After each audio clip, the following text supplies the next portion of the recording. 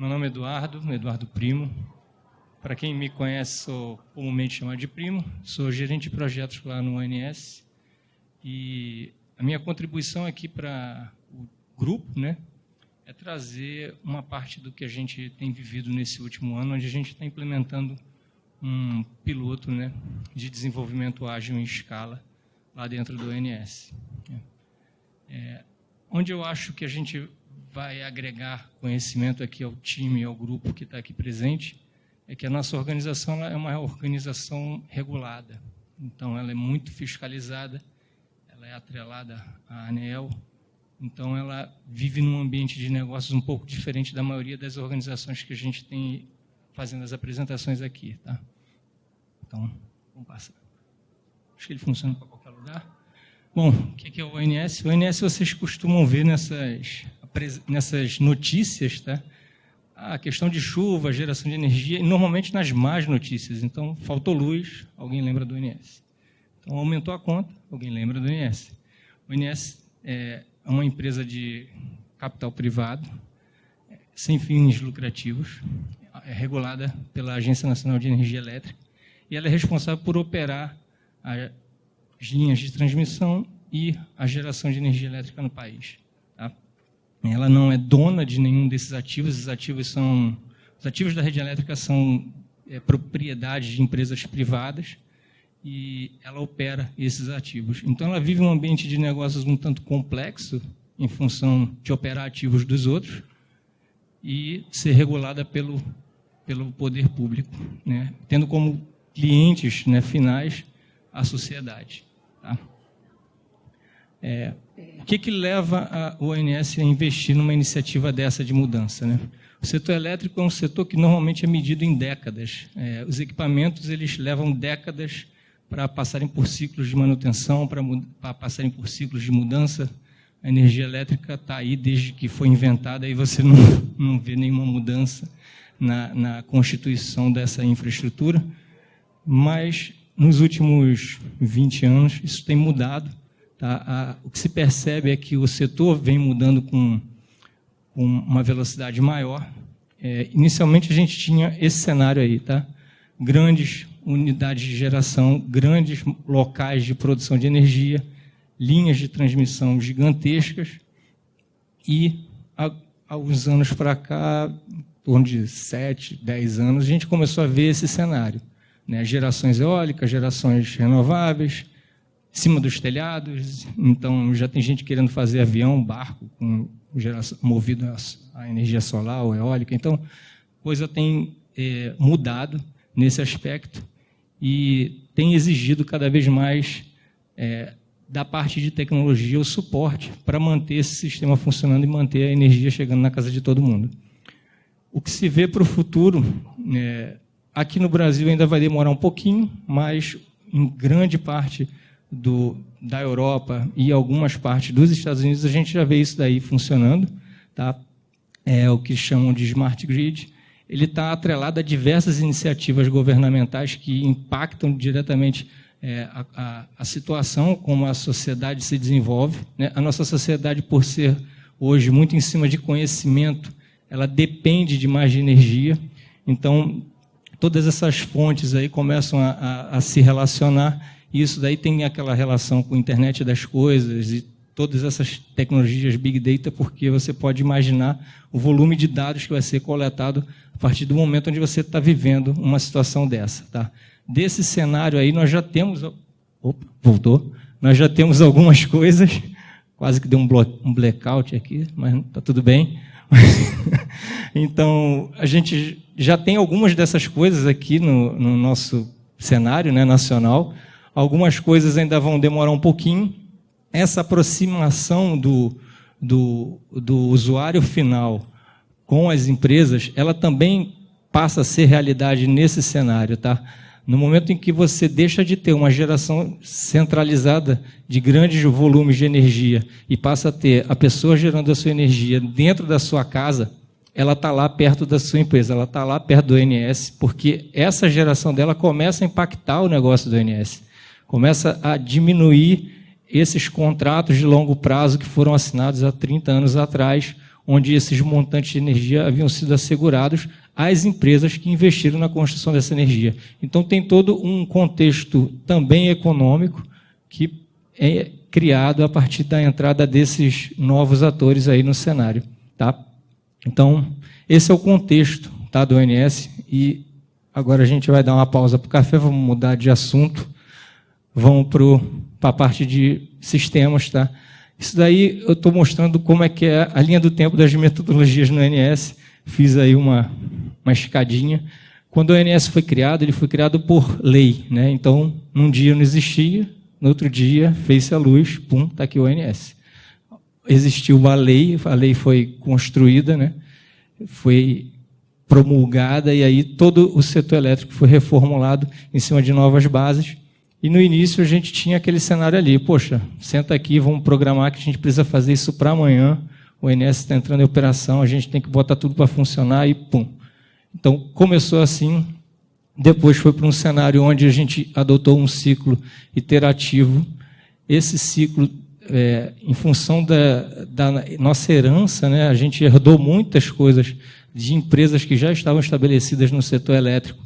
Foi uma coisa difícil de ser implementada, né, mas a gente levou um tempo amadurecendo isso, conseguimos chegar a um ponto onde ele atendeu às nossas necessidades, e agora a gente está evoluindo para um cenário adaptativo. Tá? A gente adotou como nossa linha base a metodologia SAFe, tá? O framework, na realidade, ele é Lean Agile. Isso para a gente tem importância, ter essas duas palavrinhas no nome, e mais na frente eu vou explicar por que isso está sendo importante para a gente. Tá? Mas a experiência ágil é uma caixinha de surpresas. A gente, cada passo que dá, a gente olha lá e fala, caramba, por aqui não deu muito certo. Poxa, volta para a literatura, rever as bases, aprende de novo, tenta de novo, e vamos tentando. E a gente vai subindo essa escada em direção ali ao céu, onde esperamos estar. E aí, quais são os desafios que a gente encarou, né? E encara, porque eles não foram solucionados. Sim? Oi? Oh, meu. Beleza. Obrigado, hein? Bom, esses aí são alguns dos desafios que nós enfrentamos e ainda estamos enfrentando, né? A gente está... Isso é uma casca de cebola, é como se fosse uma cebola, né? Você tira uma camada e aí você acha que acabou, não, tem mais uma, tira outra camada, tem mais uma, tem mais uma, tem mais uma. E também parece mais como um jogo, né? Porque cada fase é mais difícil que a anterior. Então ali nos desafios, uma assim, bem marcante em função do nosso cenário, essa questão dos controles regulatórios, auditorias internas e externas e ciclos de orçamentação. Tá? Esses aí são fatores que têm criado algumas dificuldades. A gente tenta resolvê-los de forma ora sistêmica, ora local, porque a gente ainda está num piloto, ainda não tem isso estruturado de modo que a empresa possa ter dado uma resposta terminativa para isso, que, bom, está resolvido, é assim que vai ser, mas a gente está explorando possíveis soluções para esse cenário. A outra questão é a organização ser hierárquica. Então, a gente tem uma organização hierárquica, vários níveis até o chão de fábrica. Tá? Esses níveis que estão, mesmo os níveis que estão perto do chão de fábrica, são muito requisitados pelas instâncias superiores, e como a gente vê lá nas metodologias Lean e tal, especialmente Six Sigma, a gente vê lá um conceito de Gemba. Eles se diz que se você precisa evoluir, se você precisa melhorar, a sua liderança precisa estar ali no chão de fábrica, porque do chão de fábrica você vive o problema, você consegue perceber ali no calor ali da fornalha ali o que você tem que melhorar, né? Então, isso está sendo puxado, e essa questão da organização hierárquica teve uma reestruturação recente. Alguns desses níveis foram cortados, ela foi rearranjada, tá? Mas para as práticas ágeis e para as empresas que a gente tem visto aqui, né, a nossa organização ainda é considerada bem hierarquizada. Tá? Então, vão ali para o BO, PO e outros stakeholders geograficamente dispersos. Na apresentação anterior, a Marcele ela falou sobre motivar times geograficamente distribuídos, e aí a gente vive esse cenário aí dos dois lados, tá? As nossas equipes de desenvolvimento são distribuídas e os nossos clientes também são distribuídos. Então, motivar esse povo todo é bem complicado, trazer eles para o time é bem complicado, a gente faz uso de videoconferência, teleconferência, o que for, o tempo todo temos lá dezenas de formas de tentar se conectar com eles, e a gente acha eles de qualquer jeito. Então, a gente tem Jabber, tem e-mail, tem Zap, tem o que for. Assim, se o cara não tiver por um, a gente vai achar ele de outra forma. Esteja onde estiver, ele vai ser encontrado. Tá? Então, isso que ela falou é muito importante, a gente percebeu lá. Tá? Mesmo que as pessoas estejam geograficamente distribuídas, se você puder vê-las, isso já corta um pedaço grande das barreiras.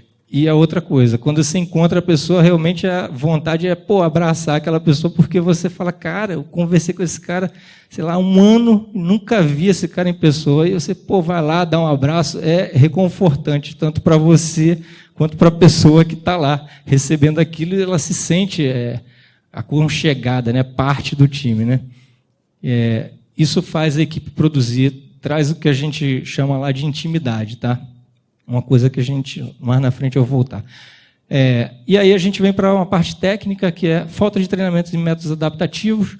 Muitas das pessoas de TI não têm um conhecimento aprofundado de métodos adaptativos, elas têm alguns preconceitos, alguns corretos, outros nem tanto, mas a verdade é que as técnicas e os que estão ali preconizadas nos métodos, elas não são verdade para todos os cenários, nem são falácias para todos os cenários. Elas vão ser aplicadas em cada cenário e vão funcionar com maior ou com menor qualidade dentro de cada cenário. Tá?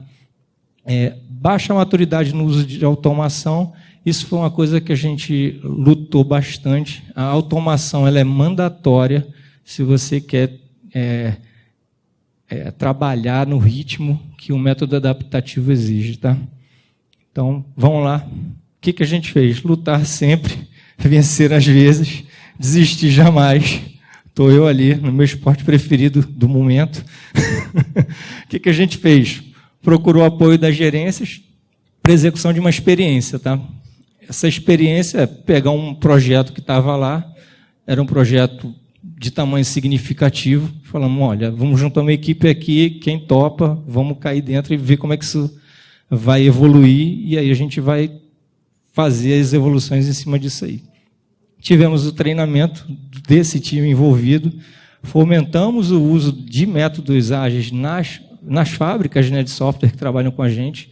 É muito comum a gente trabalhar e as fábricas chegam lá e falam, as empresas chegam e falam, não, nós usamos métodos adaptativos, usamos métodos ágeis, não sei o quê, mas quando você vai lá vamos ver, e agora algumas delas não utilizam as práticas de forma mais adequada, né? Então, a gente tem que criar instrumentos para fazer com que eles sejam estimulados a usar essas práticas. Como alguém falou numa palestra anterior à minha, né, as métricas elas são usadas com o objetivo de estimular um comportamento adequado para aquela nossa realidade.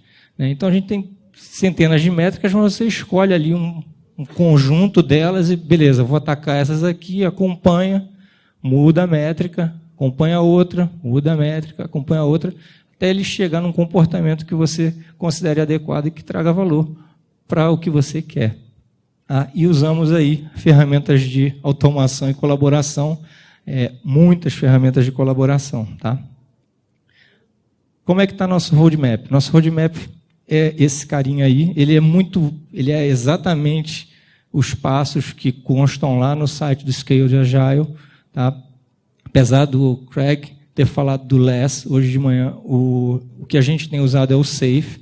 Esses métodos eles têm diversos pontos em comum, tá?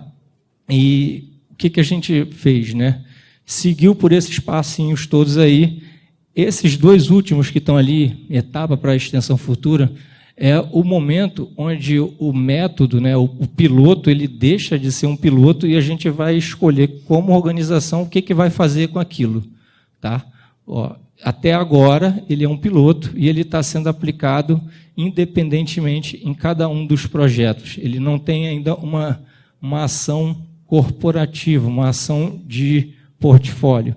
Quando chegar nessa setinha ali, etapa para extensão futura, a gente vai decidir o que vai fazer, se sobe ele para o nível de portfólio, e aí isso vai exigir um comprometimento de toda a organização, vai exigir mudanças mais estruturais. Isso tudo é muito complicado de você começar um piloto já com a intenção de fazer isso. Então, nosso objetivo atual, rodar o piloto, receber vários insights, fazer vários ajustes, e aí, em algum momento futuro, determinar o que vai ser feito. Se escala ou se vai continuar rodando da forma que está.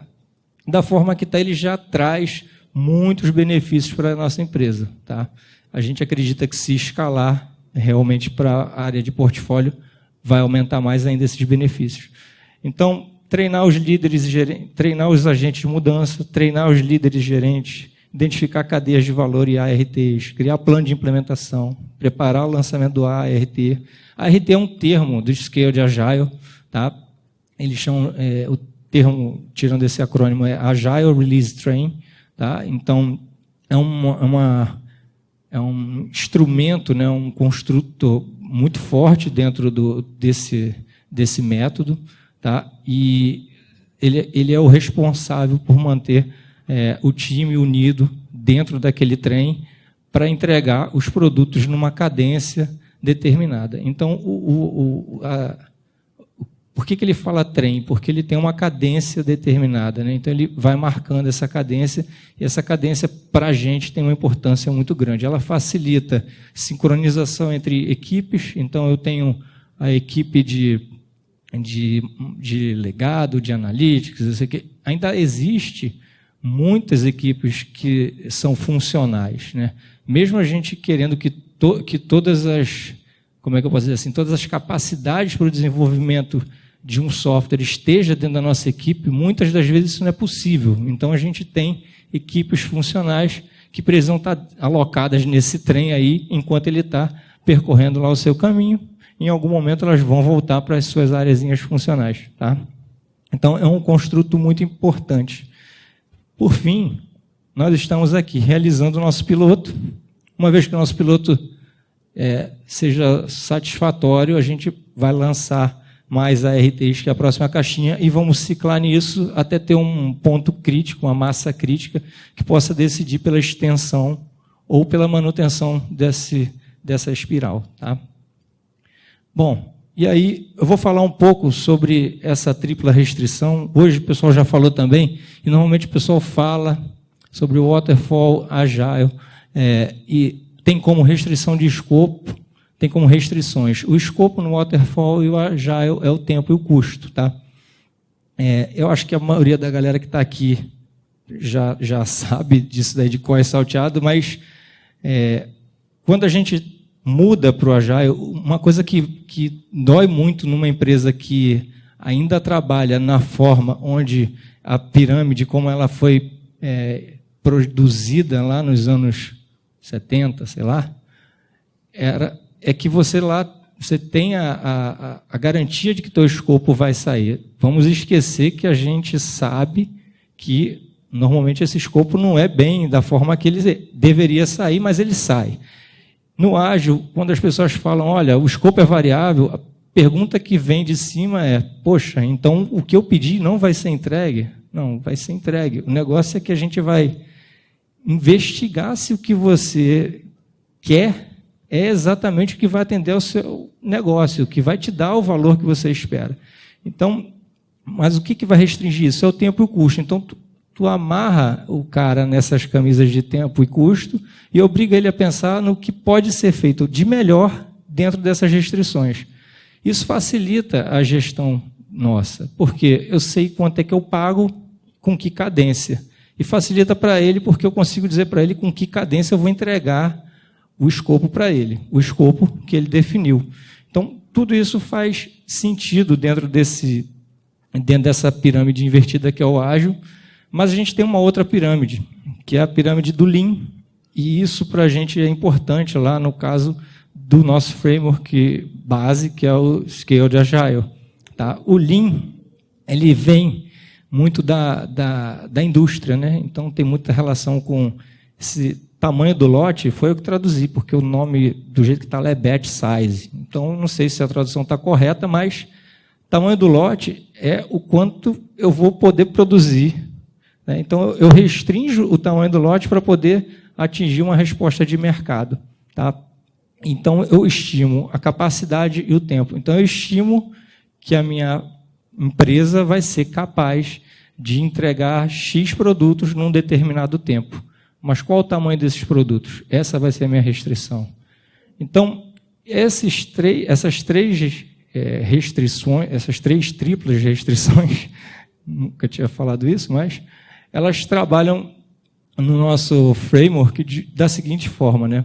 Até ali você tem programa, você no ágil você está tratando de trabalhar eficientemente, né? Você faz você desenvolve, entrega seus produtos de forma eficiente, de forma eficaz.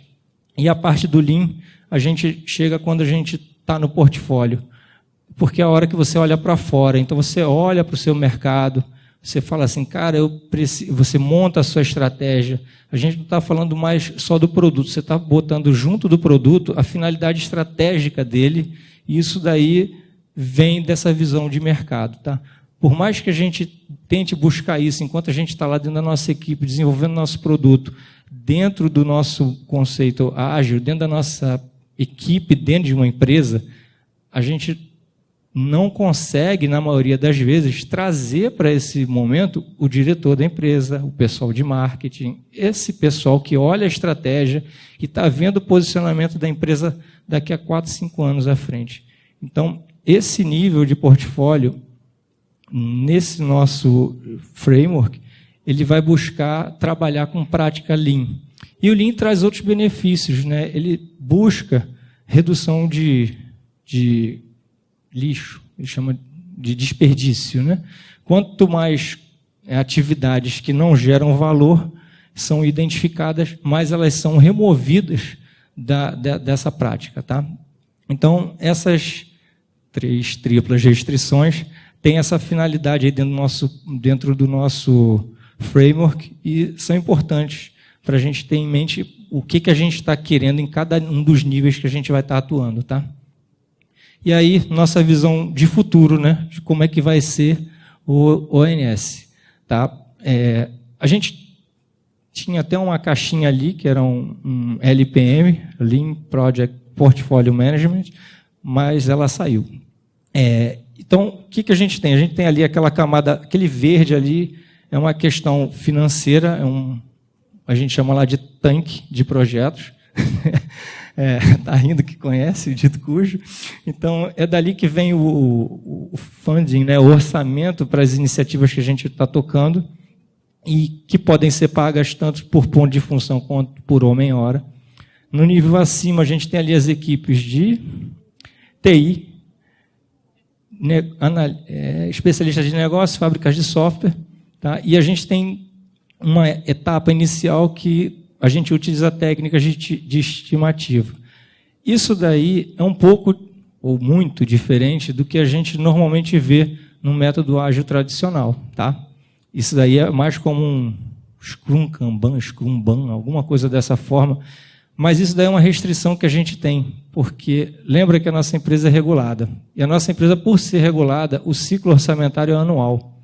Então, eu preciso dizer quanto de dinheiro eu vou precisar para o ano que vem para fazer meus produtos em agosto desse ano.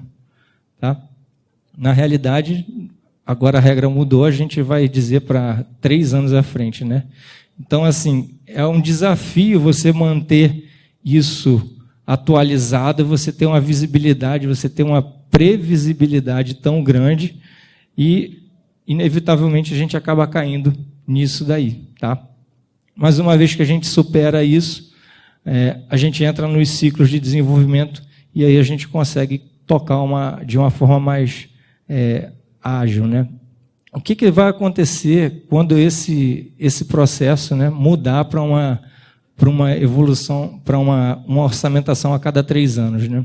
A nossa expectativa é que, quando a gente fizer uma estimativa para orçamento durante 3 anos, a gente possa, de acordo com a nossa necessidade, movimentar esse orçamento para atender às necessidades de negócio no ano corrente. Então, apesar da gente ter isso daí, a gente vai ter condições, né, de antecipar orçamento ou de postergar o orçamento em função do desenvolvimento que a gente estiver vendo.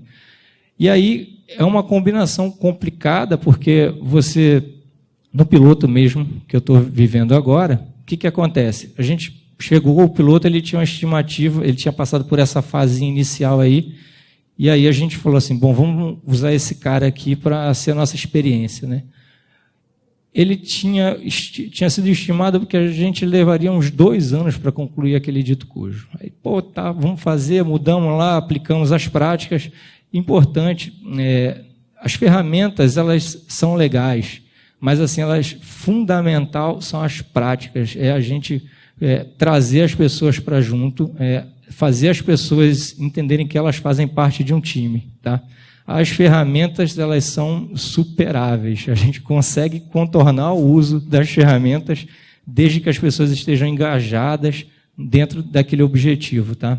Não sei se tem vendor aqui, mas ia estar desagradado, mas é o que eu percebo, tá? As ferramentas a gente consegue superar a inexistência ou a impossibilidade de usar a melhor ferramenta para aquele cenário, tá?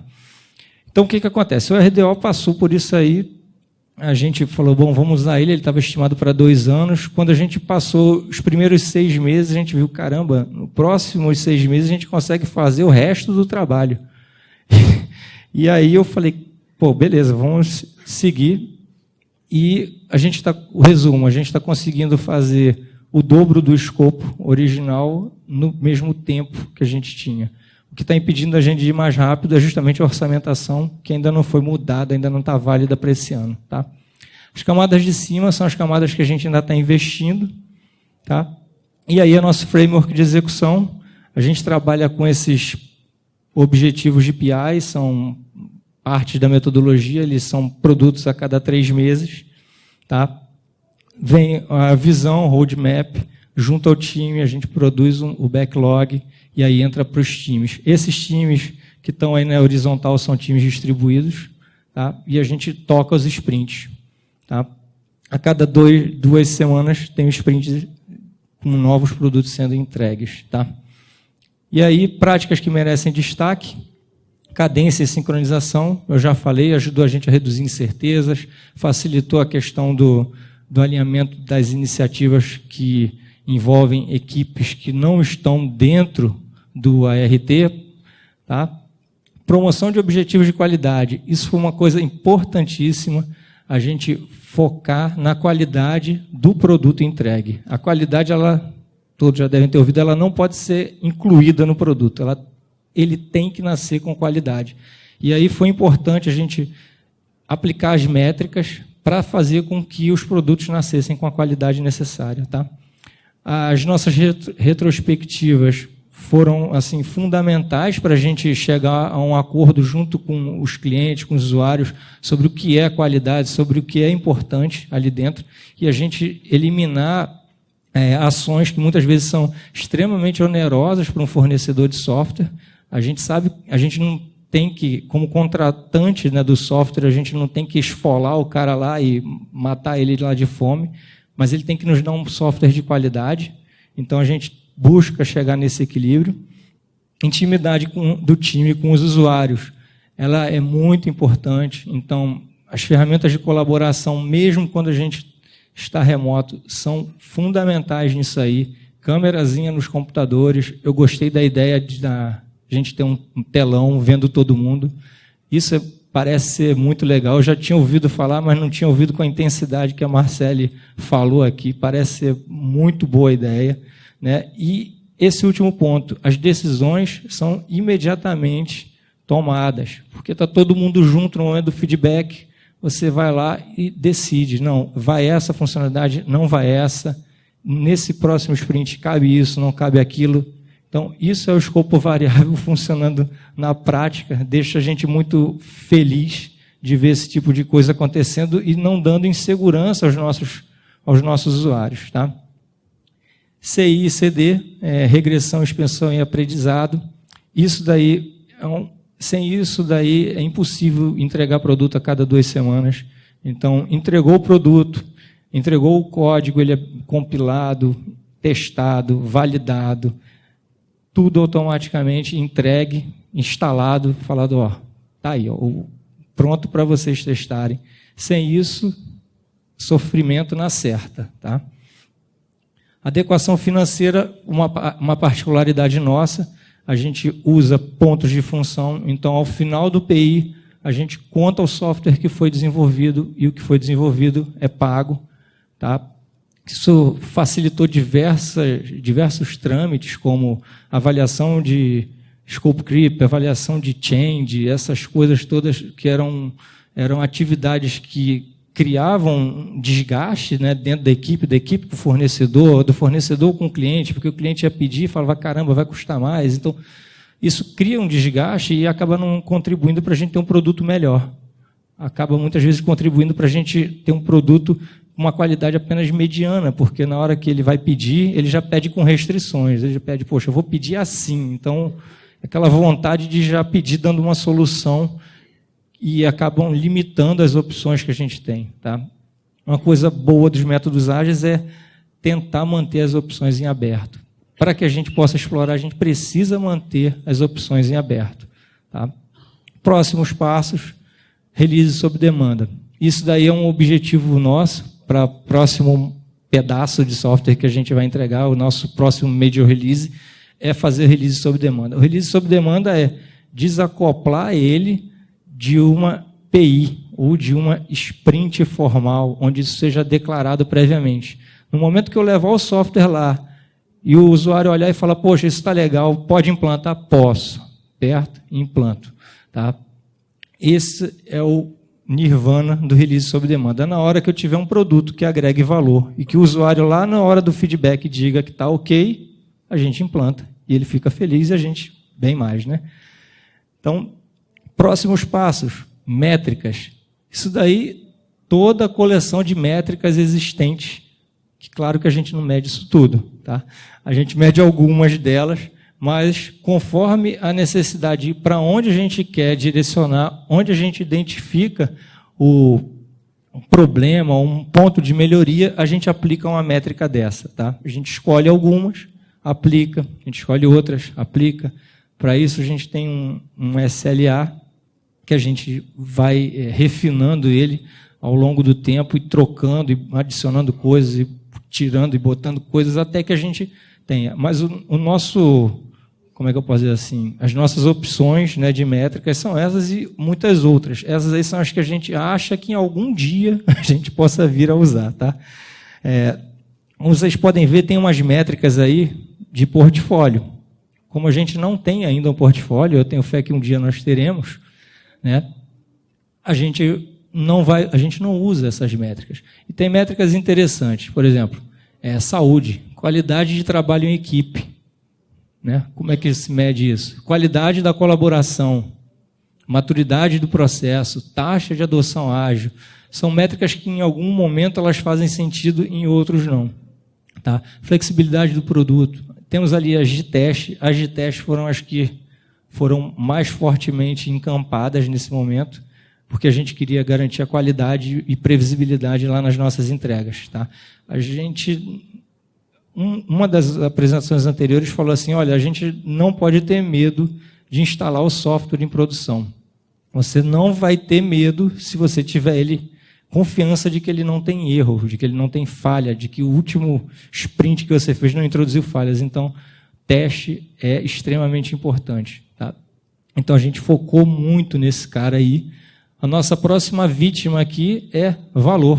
Tá? A gente está focando agora, construindo aqui um foco na mensuração de valor entregue. Tá? Porque prazo, a qualidade que vem derivada ali do acompanhamento do teste do projeto, a gente está conseguindo obter alguma consistência. Agora a gente quer focar em valor, tá?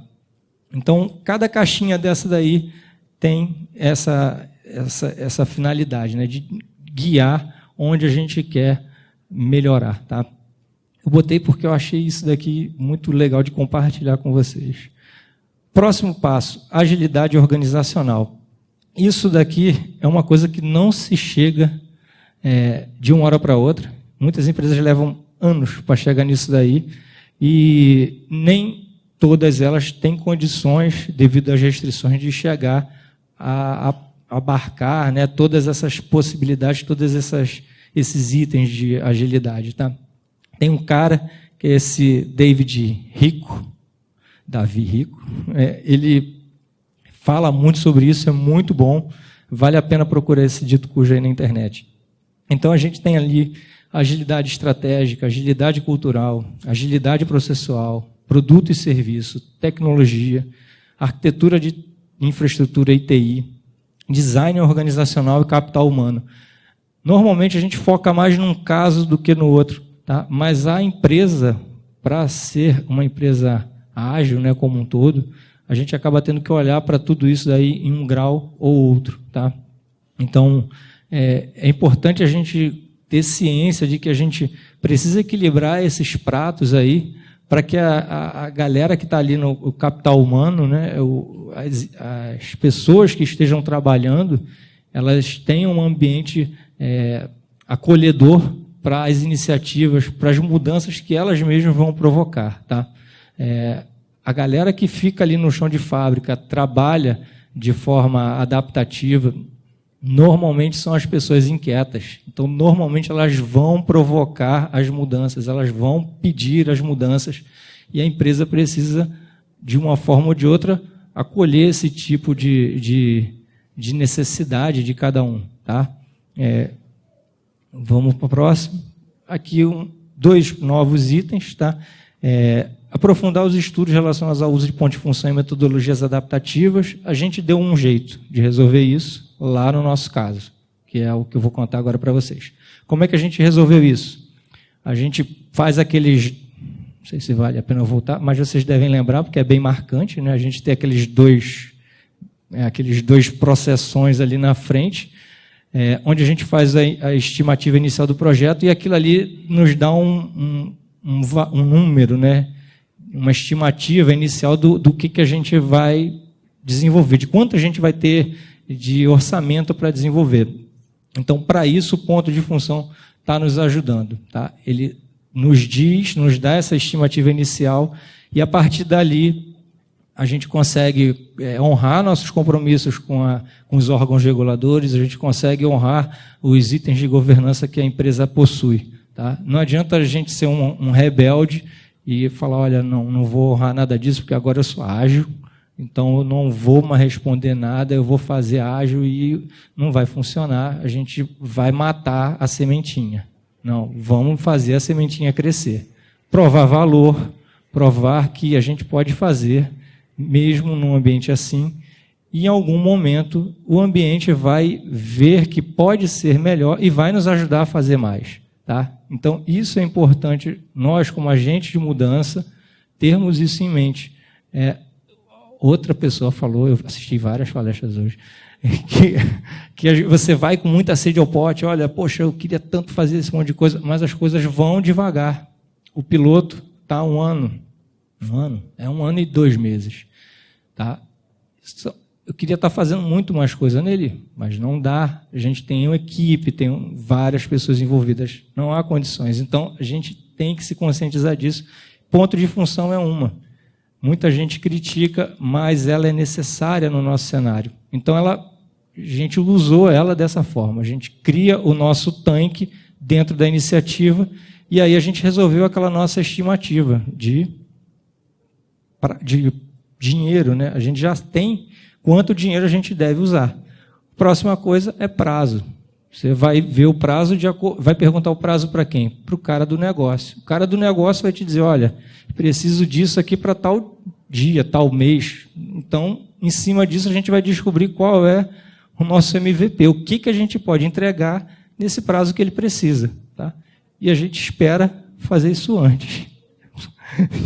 Tá? Atuar para um melhor alinhamento da visão orçamentária corporativa. A gente tem uma área de... não é a área, é o financeiro, né? Vou chamar assim, a área de gestão financeira. Ela cuida do dinheiro e ela não necessariamente está alinhada com todos esses conceitos ágeis. Ela responde à governança e à regulação. Então, a gente tem algumas questões a resolver com eles em função da gente poder adiantar ou atrasar alguns desembolsos em função do nosso planejamento. Eu acho que essa hora é tempo de resposta. Pronto, sobrou tempo para perguntas.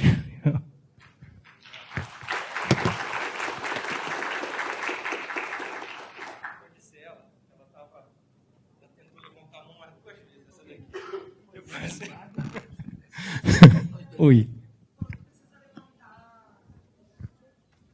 Você falou que tu precisa levantar antes o teu escopo, então. Tu faz um levantamento anterior do teu escopo, então tu consegue... Tu já sabe o que tu quer entregar, já tem o teu MVP. Achei meio estranho o ponto de função, o escopo aberto, MVP, as coisas meio que... né? São coisas que normalmente não se combinam, normalmente. Pois é, por isso que eu falei desses caras aqui algumas vezes, porque eu sei que isso normalmente não se combina, mas a gente precisa ter um pouco de boa vontade. Eles precisam se encaixar. Como é que a gente tratou isso aqui? Tá? Escopo. Tá? A gente faz aquela parte de concepção, a gente usa para definir o que a pessoa quer. Tá? É a visão dele. Ele olha, eu acho, no nosso caso, ele tem que ser quase um visionário mesmo. Ele fala, eu acho que no final, hoje estamos em 18, em agosto, que é mês que vem, ele vai dizer para mim, eu acho que no final de 19 eu vou precisar de tal coisa. Então, beleza, a gente vai fazer esse orçamento em cima disso. Mas o que é, quando a gente pergunta, a gente tenta tirar o que ele vai querer e vamos descobrir o que está doendo. Qual é o teu problema? O que você vai resolver? Porque infelizmente, a gente já é do setor elétrico. Então, os problemas são medidos em décadas. Então, olha, o problema vai continuar existindo em 19. Só não vai ser a solução para aquilo, só não vai ser a que ele me disse hoje. Tá? E eu estimei que eu vou dar uma solução para ele. Então, eu consigo usar aquele montante financeiro que eu pedi para a ANEEL, que no final sai do bolso de todos nós, porque esse dinheiro vem da conta de luz, tá? Para construir algo que resolva aquele problema dele. Não vai ser o que ele disse para mim que quer, vai ser o que a gente vai descobrir durante o ano de 19. E aí entram os MVPs, tá? Porque quando a gente faz esse primeiro levantamento, a gente fala assim, tá, teu problema é esse, a gente vai descobrir aqui algumas features e morreu no nível de feature. Quando a gente tiver o dinheiro e a ANEEL aprovar, que a gente começar, a gente vai pegar aquelas features e vai confirmar com ele. Poxa, o teu problema era aquele. Isso daqui ainda resolve? Resolve. Então, vamos priorizar. A gente prioriza. Só que a gente prioriza os próximos 3 meses, depois os próximos 3, depois os próximos 3. Então, a gente consegue criar uma dinâmica mais de experimentação, mesmo dentro de um processo regulado. Tá? Essa era uma das coisas que eu achava que poderia agregar ao público aqui, que eu queria ter falado e pontuei algumas vezes. Tá? Não sei se te ajudou, se te explicou. Boa. Olá. Oi. Bom. Eu fiquei curioso quando se falou sobre os pontos de funções, porque é meio assim, uma heresia, mais ou menos, no mundo ágil. Então, você não entrou muito, por quê? Você falou assim, porque era necessário. Aí fiquei curioso. Esse seria o momento que eu pergunto, mas e por quê? E por quê? Por quê? Porque... Então, essa é a minha pergunta. Por que era tão necessário? Por que ele é necessário? A gente tem um histórico nisso. Tá? Eu não entrei porque senão não ia dar tempo das perguntas, mas agora que a gente já está nas perguntas, dá para explicar. A gente tem um histórico. Tá? O que acontece? Eu preciso dizer ou pedir um orçamento. E uma forma reconhecida pelas empresas que nos regulam para que a gente determine esse orçamento é aplicar a metodologia de ponto de função. Então, se eu chegar lá e disser que eu estimei meu orçamento do ano de 19 a partir de story points, ele vai falar, beleza, foi isso? Então, eu vou fazer uma auditoria em você. Então, assim, não. Então, o método que é reconhecido é function points. Então, a gente tem, ele de uma forma ou de outra, ele tem a credibilidade necessária para a gente conseguir ser tratado, ser considerado pelo órgão regulador. Tá? Então, é importante para a gente manter esse cara. Tá? Quando a gente chega no nível de trabalho, que a gente decompõe as features, como eu estava falando aqui para ela, quando a gente decompõe as features e começa a trabalhar, aí sim a gente pode trabalhar com story point. Porque no final eu vou ter um produto, e esse produto eu posso contar como function point e devolver para o meu órgão regulador dizendo, olha, eu fiz o produto tal que tem tantos pontos de função. Durante a gestão do meu desenvolvimento, eu posso usar qualquer métrica, mas o produto final ele vai ser contado em ponto de função, porque é dessa forma que a gente fala com o regulador e fala com a governança da empresa. Tá? Fora desse nosso piloto, a governança da empresa é em cima de ponto de função, é em cima de produtividade. Tá? Então, a gente precisa fazer essas fronteiras, né? A gente cria essas interfaces que fazem essas transformações. Tá? É por isso. Explicou? Valeu. Opa, próximo. Nesse ponto, ainda complementando, você falou que você, no trabalho, no dia a dia, você usa outra métrica, mas na hora de medir e pagar, e também quando você orça e justifica o orçamento, é em pontos de função. Isso. Por que eu uso outra métrica? Porque quando... Aí é esforço. Porque o cara lá da fábrica... Imagina, eu não sei se todos vocês conhecem ponto de função, porque é um fórum ágil, então... Mas assim, o ponto de função, em alguns momentos, ele olha lá para a funcionalidade. Quando o cara fala assim, olha, eu vou fazer um serviço assim assado, aquilo ali custa 0 ponto de função para o dito cujo. Então, eu não posso pegar aquilo ali e colocar numa sprint, que eu vou matar o cara de fome. Ele vai me trabalhar, 2 semanas e não vai ganhar nada por aquelas 2 semanas. Então, eu não posso usar para distribuir numa janela de tempo minúscula de 2 semanas o ponto de função. Um ponto de função, ele é muito grande para 2 semanas. E ele, às vezes, não... Dependendo do produto que você está fazendo, se ele tem muita regra de negócio, se ele tem muita coisa ali dentro... Um ponto de função pode não ser nada. Você vai desenvolver produto, você vai fazer um monte de coisa e não vai ser nada para remunerar aquele trabalho. Então, durante o desenvolvimento, você precisa olhar para o trabalho. E aí a métrica é realmente story point. Né? O cara vai te dizer o esforço que ele vai ter para fazer aquilo. Tá? Porque senão você trabalha no mundo irreal. Né? Você vai trabalhar dizendo, olha, você vai me dar 5 pontos de função. Dentro daqueles 5 pontos de função, ele tem 500 regras de negócio ali, uma máquina de regra, o que sei o que, aquilo ali não vai contar ponto de função nenhum. Mas ele vai me entregar uma tela que vai gerar um relatóriozinho só. Vai ser muito pouco e ele não vai conseguir fazer isso em 2 semanas. Então, você, na hora de planejar e detalhar e executar, você leva em conta essas outras métricas, você leva em conta todas essas coisas que o ponto de função não reflete. Sim. Mas quando você vai entregar o produto, naquelas entregas de PIs, você vai pagar por ponto de função. Vou pagar por ponto de função. E, e acontece muita discrepância em o cara ter feito muita coisa e quando contou deu pouco ponto de função, ou o contrário? Não teve. Como é que está essa experiência? Vocês têm que regular? Está tendo dificuldade nesse relacionamento com o fornecedor? Dessa diferença entre o que você... Todos estão vendo que trabalhou e o que no final você contou. Exato. E o número que deu e que é o que você tem que usar. O que a gente tem visto é o seguinte, a gente precisa reconhecer essas dificuldades do uso do ponto de função. Né? Então, ele tem essa dificuldade. Você tem coisas que você não vai pagar quase nada e tem coisas que você vai pagar muito. Né? Por exemplo, ele pega lá uma telinha lá de CRUD lá, que o cara faz num clique e ele paga, sei lá, 35 pontos de função naquilo. Então, você, na hora que for equilibrar essas sprints, você vai ter que pegar esse tipo de funcionalidade e contrariando aquilo que está ali no princípio ágil, de entregar valor, e um CRUD, obviamente, não entrega todo o valor, o maior valor que você teria no seu backlog, você vai ter que botar aquele cara ali. Porque quando você contar, você conseguiu fazer um equilíbrio disso. Tá? Então, além você não pode aplicar só o WSJF, você tem que botar ele mais o quanto você vai entregar de ponto de função para manter o equilíbrio econômico-financeiro do teu fornecedor. Tá? Então, esse cuidado tem que ter. Nós tivemos esse cuidado e só queria dizer que a gente estimou em todas as nossas sprints o número de pontos, todos os nossos PIs que nós fizemos até agora, nós estimamos um certo número de pontos de função e o nosso desvio foi de 2%, tá? Para cima e para baixo. Então, funciona. Mas tem que ter alguém que saque ponto de função para ir equilibrando essa conta aí. Tá? Obrigado, pessoal.